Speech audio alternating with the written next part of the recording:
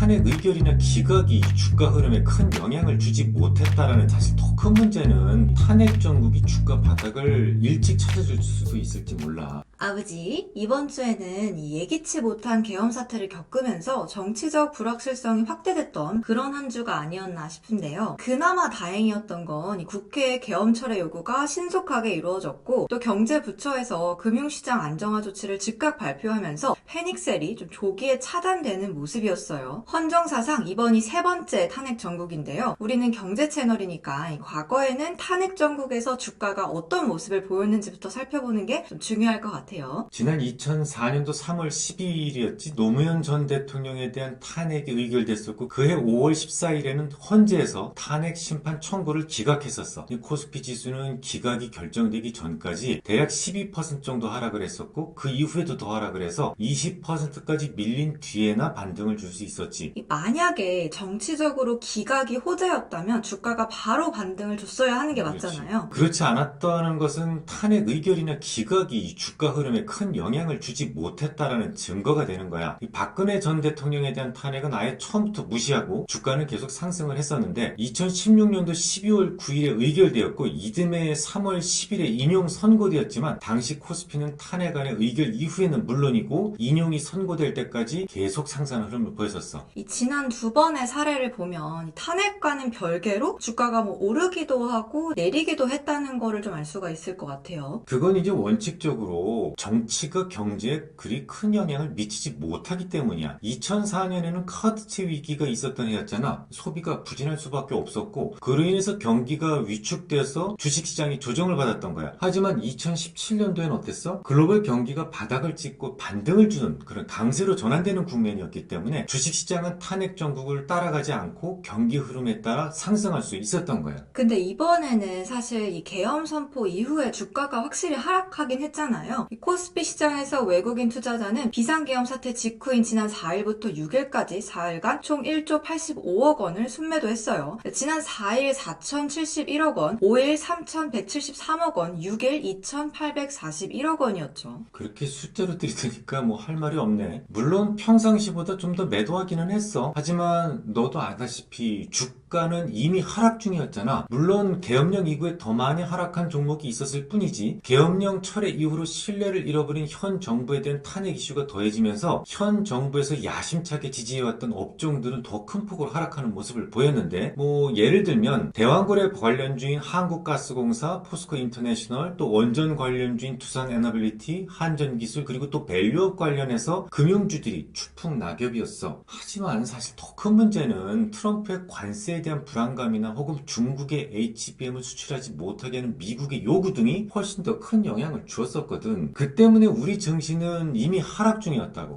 그렇긴 하죠. 계엄령 이전에 오르다가 계엄령 이후에 갑자기 하락으로 전환된 건 아니니까요. 실제로 이창용 한국은행 총재는 6일 파이낸셜 타임스와의 인터뷰에서 불확실성이 많다. 하지만 국내 요인에 비해 외부 요인이 현재 우리에게 훨씬 더 큰 불확실성을 주고 있다. 올해 수출 성장세는 좋았지만 현재 두 가지 이유로 수출 성장 전망을 하향 조정했는데 그중 하나는 트럼프의 관세 가능성 때문이었다라고 말을 하기도 했으니까요. 근데 이수야 오히려 말이지 탄핵 정국이 주가 바닥을 일찍 찾아줄 수도 있을지 몰라. 유전에 불이 나면 다이너마이트로 꺼야 된다라고 했던 말 기억나니? 악재로 인해서 하락했던 증시는 더 큰 악재에 비로소 바닥을 찾는 법이거든. 물론 아직은 탄핵안 발의 그리고 의결 과정 등 정치적 불확실성이 남아있긴 해. 그래서 여지는 있을 수 있어. 하지만 밸류에이션 관점에서 코스피는 선행 PER 기준으로 8.33배수에 불과하고 PBR로는 0.82배수 주변에 걸쳐 있는데 이게 0.8배수라는 수치는 금융위기라든지 이렇게 좀 매우 위중한 상황에서나 볼 수 있는 밸류야. 지수로 환산한다면 2330에서 2380포인트 정도인데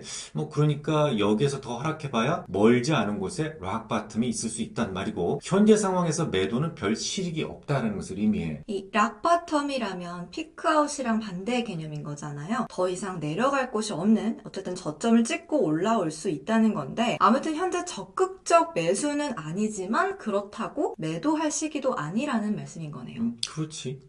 이어서 이번에는 우리나라 수출 동향과 거의 동행하는 아주 중요한 지표죠. ISM 제조업 지수를 살펴볼게요. 미국 11월 ISM 제조업 지수는 48.4로 전월 대비 1.9포인트 상승하면서 시장 컨센서스였던 47.5를 상회했죠. 5개 주요 항목 중 배달 소요 시간을 제외한 전 항목이 전월 대비 상승했어요. 그 배달 소요 시간은 주문 잔량이 좀 워낙 작았었기 때문이었을 거야. 특히 경기 선행성을 가진 신규 주문과 더불어서 고용 및 재고 지수의 반등이 모두 강했는데 얼마 전 대선 불확실성이 해소되면서 투자가 증가할 것이다 라고 했었던 거 기억나지? 맞아요. 실제로 대선 이후로 전반적으로 전월보다는 긍정적인 응답이 많았는데요. 특히 선행지표인 신규 주문과 신규 수출 주문이 각각 3.3포인트, 3.2포인트 오른 50.4, 48.7을 기록했더라고요. 동행지표인 생산지수는 0.6포인트 오른 46.8을 기록했어요. 그 중에서도 가장 도드라진 개선은 재고지수에서 있었는데요. 지난달 42.6이었던 게 48.1로 큰 폭으로 상승했죠. 재고 지수가 급반전할 수 있었던 것은 트럼프의 집권 이전에, 그러니까 중국산 수입품에 대한 관세가 인상되기 전에 재고를 좀 쟁여두려는 그런 생각이 참 많았기 때문일 거야. 아마도 다음번 지표에서도 재고 지수는 더 크게 반등할 것으로 보여. 근데 긍정적인 면만 있었던 건 또 아니었잖아요. IT 업종은 오랫동안 억눌렸던 매수대가 유입되고 있다고 응답을 하긴 했는데 운송 장비와 철강 업종은 내년 하반기가 되어야 수요 회복이 가시화될 거라고 응답을 했고요. 또 주요 6개 업종 중에서 음식료와 IT를 제외한 전 업종이 아직은 부진한 흐름을 보였어요. 신규 주문과 신규 수출 주문의 반등이 있었다곤 하지만 아직 주문 잔량의 반등이 확인되지는 못하고 있는 상황이죠.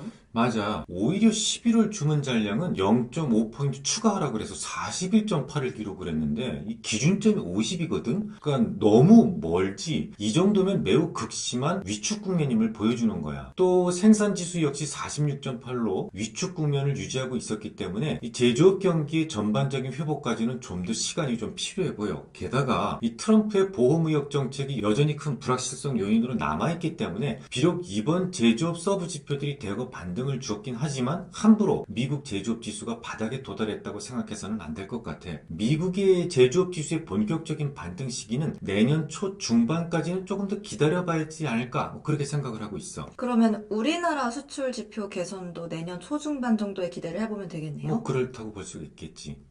그럼 다음으로 고용 동향을 살펴볼 건데요. 꽤나 탄탄한 숫자가 발표가 되었음에도 좀 비교적 조용히 지나갔던 것 같아요. 이 미국 노동부는 미국의 11월 비농업 신규 고용이 전월보다 22만 7천 명 늘어났다고 발표를 했는데요. 이번 수치는 시장 예상치인 20만 명 증가를 상회했죠. 게다가 지난 10월의 수치도 기존 12,000명 증가해서 3만 6천 명으로 2만 4천 명 상향 조정됐고 9월 수치도 기존 22만 3천 명에서 25만 5천 명으로 3만 2천 명 상향 조정됐기 때문에 9월부터 10월까지의 수치는 총 5만 6천 명 더 높아진 셈이죠. 그 정도면 뭐 고용시장이 매우 왕성한 흐름을 보였다고 볼 수가 있겠지. 하지만 11월 실업률은 4.2%를 기록해서 지난달에 기록했던 4.1%를 상회했고 경제활동 참가율은 62.5%로 전월 대비 0.1%포인트 낮아졌다라는 약점도 있었어. 또 그리고 11월 시간당 평균 임금은 전월 대비 0.13달러 오른 35.61달러로 시장 예상치인 0.3% 상승보다 살짝 높은 수준이었어요. 전년 동기 대비로는 4% 오르면서 시장 예상치인 3.9%보다 살짝 높았고요. 임금 수준이 물가 수준보다 조금만 좀 높아준다면 소비가 감소할 이유는 없겠지. 미국 경제는 계속 상대적 강세 흐름을 유지할 것으로 보여. 고용 동향이 꽤 좋게 잘 나오긴 했는데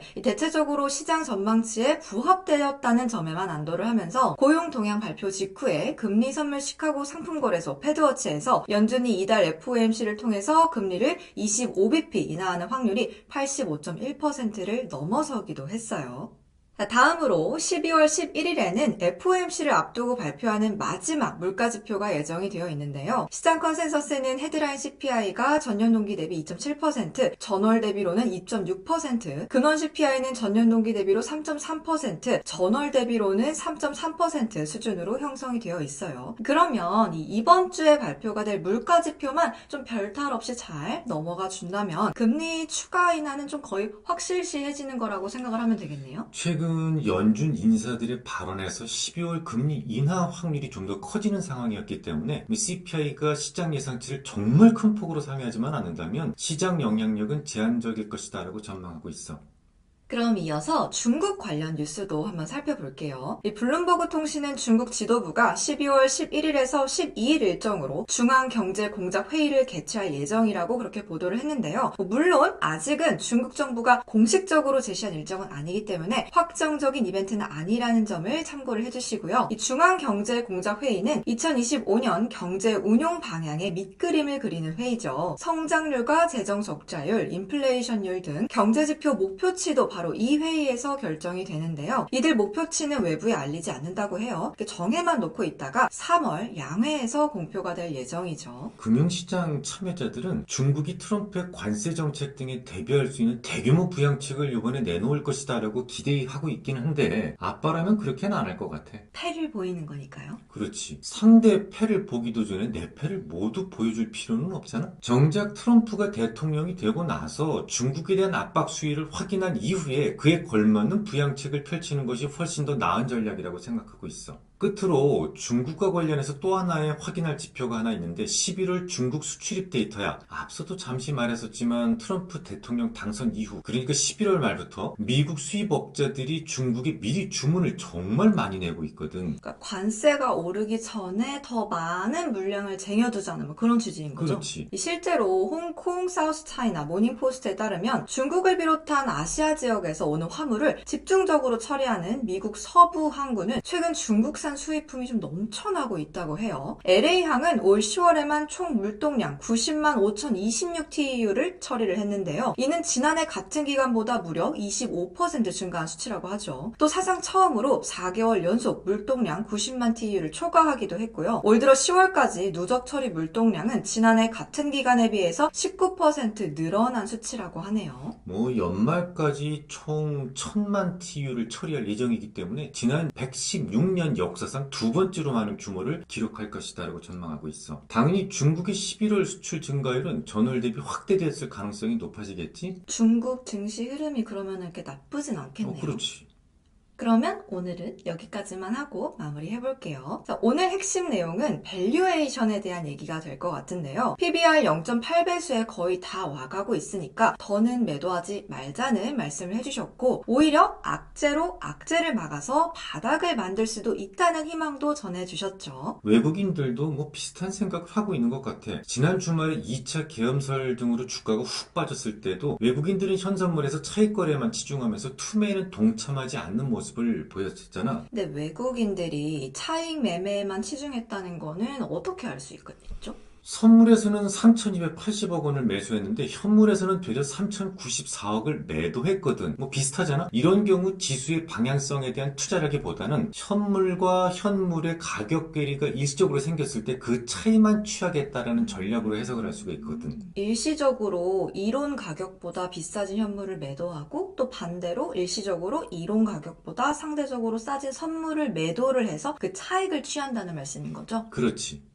이 계엄령이 발표가 될 때 정말 무서웠거든요. 아빠 막 깨우고 아빠 당장 일어나라고 막 그랬었는데 저는 정말 우리나라 경제가 큰일 났다 싶었거든요. 근데 오늘 나름대로 희망적인 메시지를 주셔서 좀 다행인 것 같아요. 특히 이 외국인들이 더는 하락의 방향을 설정하지 않고 차익 매매에만 치중했다는 점에 살짝 안도를 해봅니다. 그럼 마무리를 하도록 할게요. 유익한 시간 되셨길 바라고요. 다음 시간에도 유익한 이야기 나누고 싶으시다면 좋아요, 구독, 댓글, 알람까지 아시죠? 그럼 안녕!